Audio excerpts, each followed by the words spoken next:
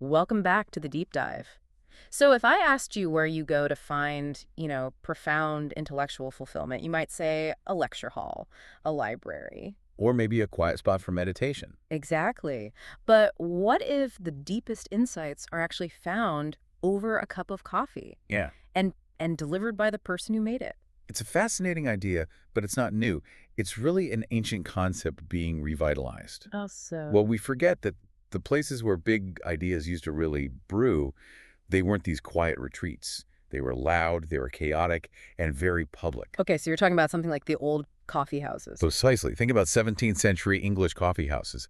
They were these vibrant spaces, genuinely known as focal points for everything. Political debate, new scientific theories, all of this mutual intellectual edification. That pretty much fueled the Enlightenment, right? They absolutely did. They forced people together. That's such a great point. Those spaces created interaction. But when you look at our modern cafes, the source material we're diving into today points out a pretty fundamental difference. A frustrating one, yeah. We might be sitting right next to each other, but we're psychologically miles apart. The text calls this insulation the illusory veil of I-don't-know-you-ness. That's a great phrase for it. We've all got our laptops, our books, our earbuds in. We're actively resisting any real engagement. Right. We put our own busyness on a pedestal. So for this deep dive, we're going to set aside the big theories for a moment and look at a very specific personal account of how one person managed to pierce that veil. Our mission is to analyze the story of a small cottage cafe called Conscious Cravings and a transformative figure there, a woman named Ali. And we're going to explore how she became this unexpected beacon, delivering these complex truths in a radically simple way. It's not just about the wisdom then, but the medium of its delivery. Exactly. Okay, so let's deconstruct the environment. The Yeah. cafe's name, Conscious Cravings. As a signal, that's immediately intriguing. What kind of person is drawn to a name like that? Is it sort of targeting people who have this vague need for something more? It definitely sets the stage for a certain type of seeker, yes. People start showing up, maybe not even knowing why. And then, for the regulars, the text says, a beacon appears. And that beacon is Ali. And she wasn't just some employee hiding behind the espresso machine. No, not at all. She was the central, transformative presence. And crucially, she doesn't fit that stereotype of the quiet, meditative guru. The source says she's warm, engaging, and likes to talk and laugh, often loudly. Right, so this is not some silent, reverent space. This is engagement by force of personality.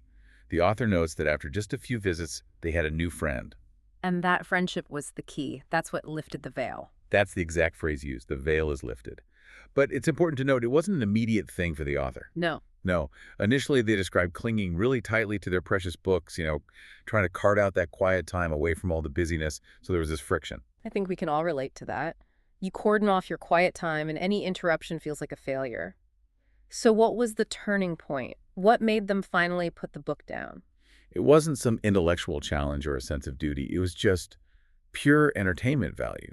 Yeah. The author found that a simple, loud chat with Ali was, and this is a quote, far more entertaining than the book they were trying to read. That's huge. That's a total reframing of how you can learn. It is. It's the realization that profound insight can come through joy and connection, not just through solitary, disciplined work. So it moves learning from isolation back into the social sphere. Okay, let's dig into Ali's communication style, because this seems to be where the real genius is. The author called her language indecipherable at first, fascinating always. Which suggests it was a kind of language that bypassed the analytical brain. Ali was delivering these nuggets of cosmic wisdom, but she wasn't writing essays. She was doing it through myriad variations and repetitions. And this consistent approach gets a name in the text. It does. It's called the lighthouse effect. That's a powerful metaphor. So when we break that down, what does the lighthouse effect actually mean in practice? Was she just saying the same thing over and over? Well, yes and no. The power is in the consistency, the rhythm, not just the volume.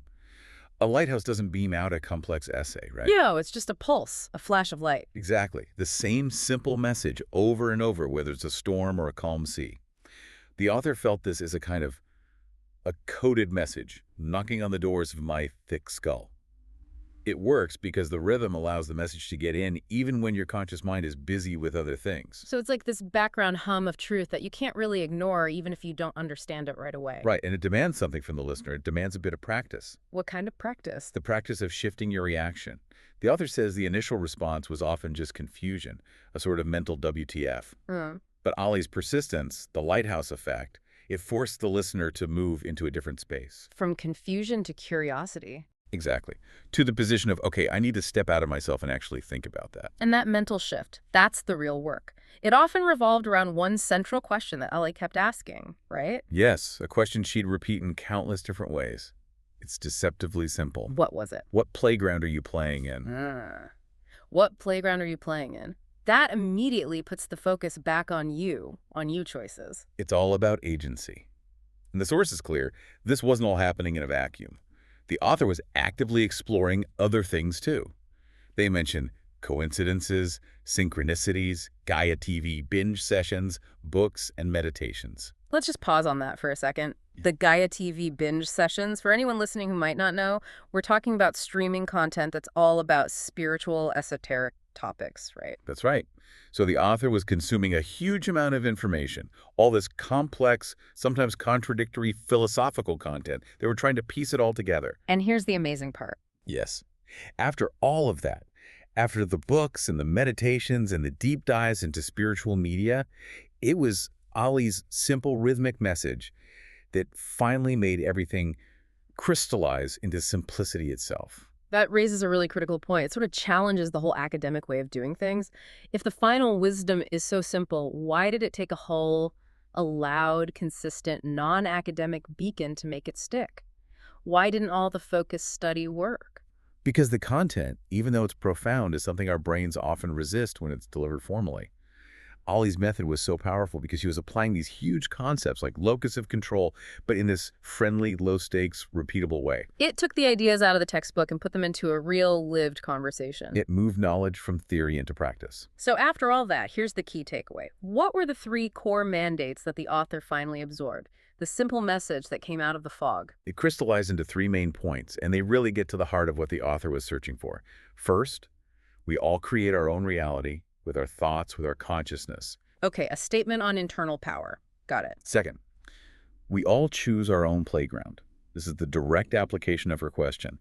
It's about recognizing your total agency over the environment you choose to be in. So you create your internal reality and you choose your external reality. What's the final piece? The capstone. The third point is what grounds the other two, which can feel a bit heavy. The third point is, and we all better have a bloody good laugh while we do it. I love that. It injects this necessary lightness into it all. It simplifies this massive spiritual journey into 3, cheerfully delivered rules. It's the essential balance. Realizing you're responsible for your own reality can be kind of intimidating. The laughter part anchors that huge responsibility and joy. It turns the whole thing from a chore into a game. This whole deep dive really highlights the power of a personal, local story. This profound, life-altering shift didn't come from a seminar or an ashram. It came from a friend, consistently, in a local cafe. It proves that finding your beacon doesn't mean you have to go on some grand pilgrimage. Sometimes it just means showing up consistently and letting that veil of I-don't-know-you-ness finally drop. It also brings up a question for all of us about participation. Ollie wasn't on a stage, she was in the mix. She chatted, she laughed, she offered that consistent pulse. And that consistency is everything. In a world with informational whiplash, where every day there's a new, complex solution for everything, that rhythmic pulse of one simple idea delivered with care is maybe the only thing that can break through.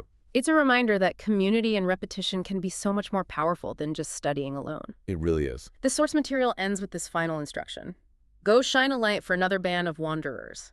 So, based on this deep dive into Ollie's lighthouse effect, her consistent personal style, we want to leave you with a final thought to mull over. What singular, playful question, your own consistent pulse, could you use to regularly shine a light for the people you encounter in your daily playground? Think about that. What's the one repeatable action you could take to help others step out of themselves? Just a little bit, just like Ollie did. Until next time, keep diving deep.